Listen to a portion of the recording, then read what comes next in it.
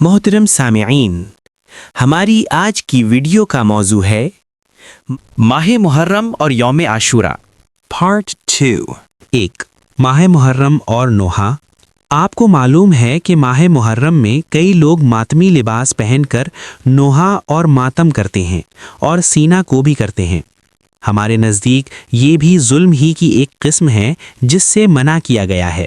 ان اعمال کے متعلق رسول اکرم صلی اللہ علیہ وسلم کا ارشاد گرامی ہے: اربع فی امتی من امر الجاہلیت لا یترکونہن الفخر فی الاحساب والطعن فی الانساب والاستسقاء بالنجوم والنیاحۃ، وقال النائحۃ اذا لم تتب قبل موتها تقام یوم القیامۃ وعلیہا سربال من قطران ودرع من جرب۔ جاہلیت کے کاموں میں سے 4 کام میری امت میں ایسے ہوں گے جنہیں وہ چھوڑنے پر تیار نہیں ہوں گے: حسب کی بنیاد پر فخر کرنا، کسی کے نسب میں طعنہ زنی کرنا، ستاروں کے ذریعے قسمت کے احوال معلوم کرنا یا ستاروں کے ذریعے بارش طلب کرنا اور نوحہ کرنا۔ نیز آپ صلی اللہ علیہ وسلم نے فرمایا کہ نوحہ کرنے والی عورت اگر موت سے پہلے توبہ نہیں کرتی تو قیامت کے روز اس حال میں اٹھائی جائے گی کہ اس پر تارکول کی ایک قمیص ہوگی اور خارش کی بیماری کے لباس نے اس کے جسم کو ڈھانپ رکھا ہوگا۔ اس حدیث سے معلوم ہوا کہ نوحہ وغیرہ کرنا جاہلیت کے امور میں سے ہے اور اس کا اسلام سے قطعاً کوئی تعلق نہیں۔ اسی لیے رسول اللہ صلی اللہ علیہ وسلم نے نوحہ وغیرہ کرنے والے شخص سے لا تعلقی کا اظہار کرتے ہوئے فرمایا: لیس منا من لطم الخدود وشق الجیوب ودعا بدعوى الجاہلیت۔ وہ شخص ہم میں سے نہیں جس نے رخساروں پر تماچے مارے، گریبانوں کو چاک کیا، جاہلیت کے دعویٰ کے ساتھ پکارا یعنی واویلا کیا اور مصیبت کے وقت ہلاکت اور موت کو پکارا۔ اور حضرت ابو بردہ بن ابو موسیٰ الاشعری رضی اللہ عنہ کہتے ہیں کہ حضرت ابو موسیٰ الاشعری رضی اللہ عنہ ایک مرتبہ شدید تکلیف میں مبتلا ہوئے اور ان پر غشی طاری ہو گئی۔ آپ کا سر آپ کی ایک اہلیہ کی گود میں تھا۔ اس نے زور زور سے رونا شروع کر دیا لیکن آپ اسے کوئی جواب نہ دے سکے۔ پھر جب انہیں آفاقہ ہوا تو انہوں نے کہا: میں ہر اس شخص سے بری ہوں جس سے رسول اللہ صلی اللہ علیہ وسلم نے براءت کا اعلان فرمایا۔ بے شک رسول اللہ صلی اللہ علیہ وسلم نے زور زور سے رونے والی، مصیبت کے وقت سر منڈوانے والی اور کپڑے تھاڑنے والی عورت سے براءت کا اعلان فرمایا۔ ان احادیث سے یہ بات ثابت ہو گئی کہ ماتم اور سینہ کو بھی کرنا حرام ہے اور رسول اللہ صلی اللہ علیہ وسلم نے ان اعمال سے اور ان اعمال کے کرنے والوں سے براءت اور لا تعلقی کا اظہار فرمایا ہے۔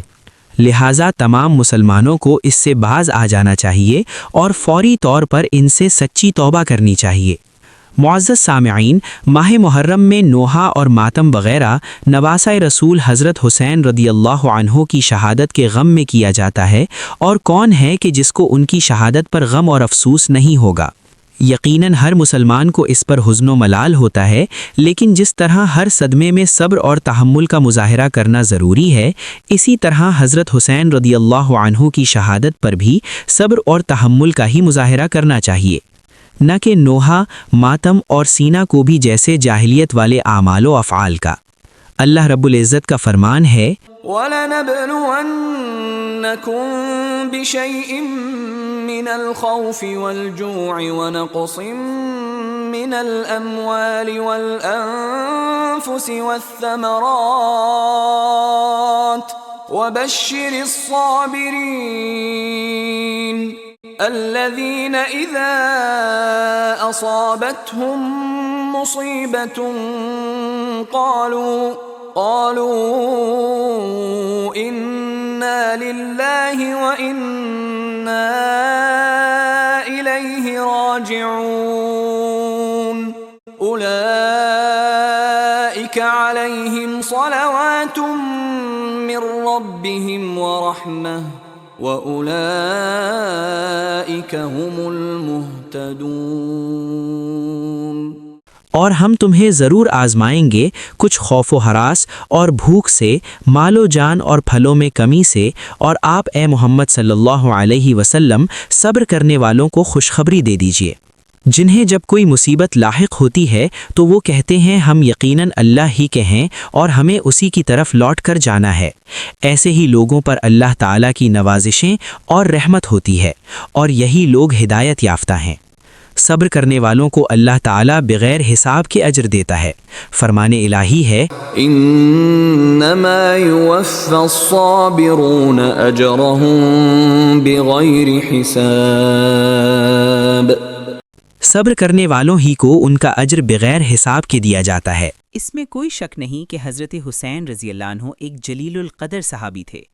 آپ کی فضیلت کے لیے یہی کافی ہے کہ آپ رسول اللہ صلی اللہ علیہ وسلم کی سب سے چھوٹی اور سب سے پیاری صاحبزادی حضرت فاطمہ رضی اللہ عنہا کے لخت جگر تھے، اور رسول اللہ صلی اللہ علیہ وسلم کو آپ سے اور اسی طرح حضرت حسن رضی اللہ عنہ سے شدید محبت تھی۔ عطا بن یسار کہتے ہیں کہ ایک صحابی نے مجھے خبر دی کہ رسول اللہ صلی اللہ علیہ وسلم نے حضرت حسن اور حضرت حسین رضی اللہ عنہما کو اپنے سینے سے لگایا اور فرمایا، اللہم انی احبہما فاحبہما، یعنی اے اللہ میں ان سے محبت کرتا ہوں لہٰذا تو بھی ان سے محبت کر۔ اور حضرت ابو ہریرہ رضی اللہ عنہ کا بیان ہے کہ رسول اللہ صلی اللہ علیہ وسلم اپنے گھر سے نکل کر ہمارے پاس تشریف لائے۔ آپ کے ساتھ حضرت حسن اور حضرت حسین رضی اللہ عنہما بھی تھے، ایک آپ کے ایک کندھے پر اور دوسرے آپ کے دوسرے کندھے پر تھے، اور آپ صلی اللہ علیہ وسلم کبھی کبھی ان سے پیار کرتے اور کبھی ان سے۔ چنانچہ ایک شخص نے آپ صلی اللہ علیہ وسلم سے پوچھا، اے اللہ کے رسول، کیا آپ کو ان سے محبت ہے؟ آپ صلی اللہ علیہ وسلم نے فرمایا، من احبہما فقد احبنی ومن ابغضہما فقد ابغضنی، جس نے ان سے محبت کی اس نے مجھ سے محبت کی، اور جس نے ان سے بغض رکھا اس نے مجھ سے بغض رکھا۔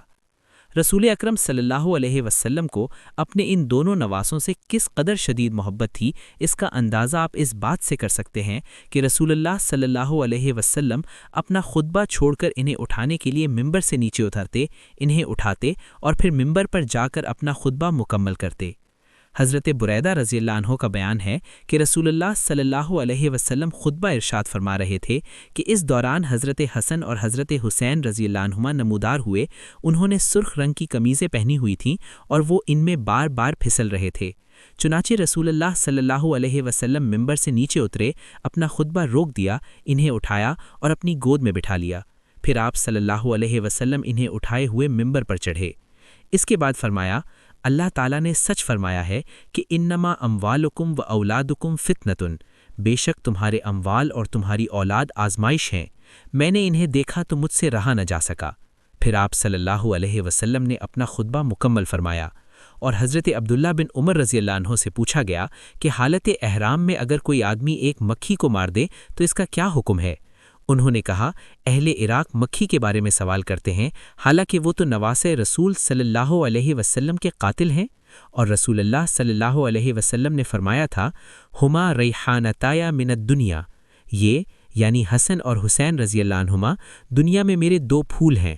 جبکہ سنن ترمذی میں اس حدیث کے الفاظ یہ ہیں کہ اہل عراق میں سے ایک شخص نے حضرت عبداللہ بن عمر رضی اللہ عنہ سے سوال کیا کہ اگر مچھر کا خون کپڑے پر لگ جائے تو اس کا کیا حکم ہے؟ انہوں نے کہا، اس آدمی کو دیکھو، یہ مچھر کے خون کے متعلق سوال کرتا ہے، جبکہ انہوں نے رسول اللہ صلی اللہ علیہ وسلم کے جگر گوشے کو قتل کیا، اور میں نے رسول اللہ صلی اللہ علیہ وسلم سے سنا تھا کہ آپ نے فرمایا، ان الحسن والحسین ہما ریحانتای من الدنیا، بے شک حسن رضی اللہ عنہ اور حسین رضی اللہ عنہما دنیا میں میرے دو پھول ہیں۔ اور حضرت حذیفہ رضی اللہ عنہ سے روایت ہے کہ رسول اللہ صلی اللہ علیہ وسلم نے فرمایا، ان هذا ملک لم ينزل الارض قط قبل هذه الليلة استأذن ربه ان يسلم علي ويبشرني بأن فاطمة سيدة نساء أهل الجنة وأن الحسن والحسين سيدا شباب أهل الجنة۔ بے شک یہ فرشتہ آج رات زمین پر نازل ہوا، اس سے پہلے یہ کبھی زمین پر نہیں آیا تھا۔ اس نے اللہ تعالیٰ سے مجھے سلام کرنے اور مجھے یہ خوشخبری دینے کی اجازت طلب کی کہ فاطمہ رضی اللہ عنہا جنت کی عورتوں کی سردار ہوں گی، اور حسن اور حسین رضی اللہ عنہما نوجوانان جنت کے سردار ہوں گے۔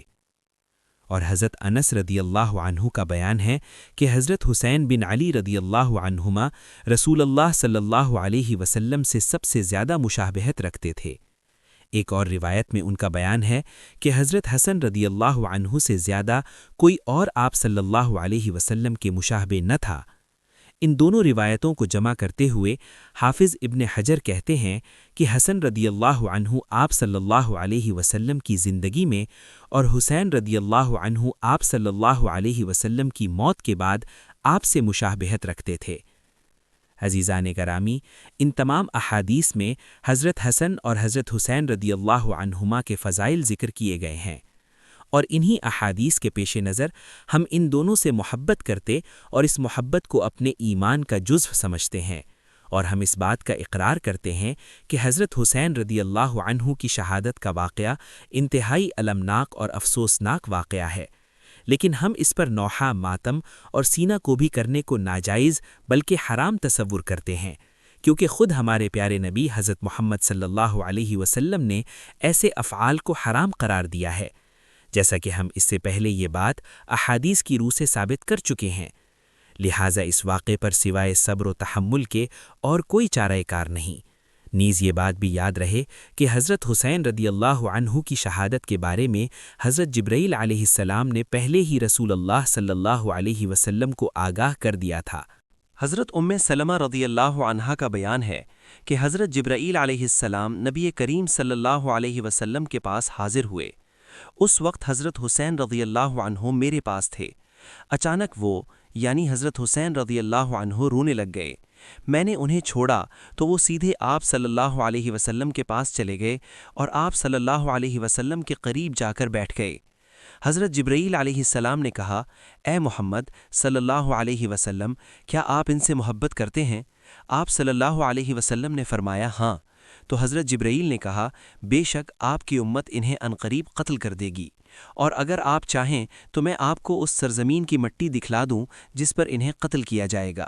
پھر انہوں نے اس کی مٹی آپ صلی اللہ علیہ وسلم کو دکھلائی، اور یہ وہ سرزمین تھی جسے کربلا کہا جاتا ہے۔ چنانچہ ہم حضرت حسین رضی اللہ عنہ کی شہادت کو اللہ تعالیٰ کی قضاء و قدر سمجھتے ہیں، جیسا کہ حضرت حسین رضی اللہ عنہ کے والد حضرت علی رضی اللہ عنہ بھی بقضاء و قدر الہی شہید ہوئے، اور آپ اس وقت شہید ہوئے جب آپ 40 ہجری میں 17 رمضان بروز جمعہ المبارک کو فجر کی نماز ادا کرنے کے لیے جا رہے تھے۔ اسی طرح ان سے پہلے حضرت عثمان رضی اللہ عنہ کو بھی ظالموں نے انتہائی المناک انداز میں شہید کیا، اور آپ ماہ ذوالحجہ 35 ہجری میں ایام تشریق کے دوران شہید ہوئے، اور ان سے پہلے حضرت عمر رضی اللہ عنہ بھی اس وقت شہید ہوئے جب آپ فجر کی نماز میں قرآن مجید پڑھ رہے تھے، اور یہ سب یقینی طور پر حضرت حسین رضی اللہ عنہ سے افضل تھے، اور ان کی شہادت کے واقعات زیادہ المناک اور افسوسناک ہیں، لیکن ایسے تمام واقعات پر ہم سوائے انا للہ و انا الیہ راجعون کے اور کیا کہہ سکتے ہیں؟ محترم سامعین اور ناظرین، اس موضوع کا Part 3. اگلی ویڈیو میں ملاحظہ فرمائیں۔ جزاک اللہ خیرہ۔